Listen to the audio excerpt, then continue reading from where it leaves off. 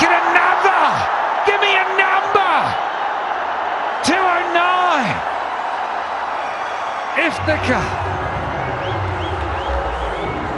as he does, he's been absolutely sublime throughout this HPL PSL9.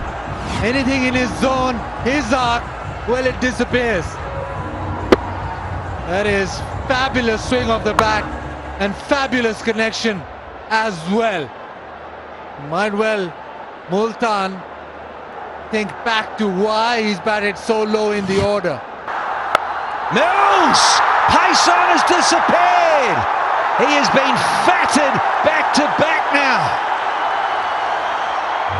Yeah, exactly what Multan Sultans need. Exactly what this final needs. Back-to-back sixes is up to 140. Can he just carry on and get them to 150? That is fabulous hitting yet again. So powerful. 78 meters.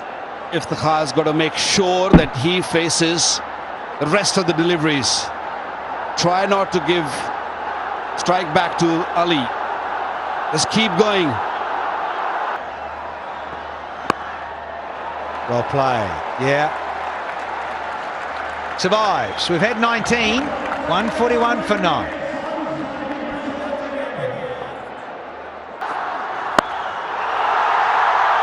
Split the gap. Yeah, it does. So he starts the over well. Does Iftikhar Ahmed. And does. Fetch this, fellas. It's 6 more. Let's bring up the 150 in style. Again, short and into the body. Brave to bowl a slower one. Oh, full toss. And he's arguing, was it above waist? We'll have to check this with Richard Illingworth. But it's 4 nonetheless. Whoa, whoa, whoa, that's a no ball. More issues, more problems. Oh, no! Listen to the crowd. Yep, don't worry about the height. Well bowled, need some more of those. Man alongside.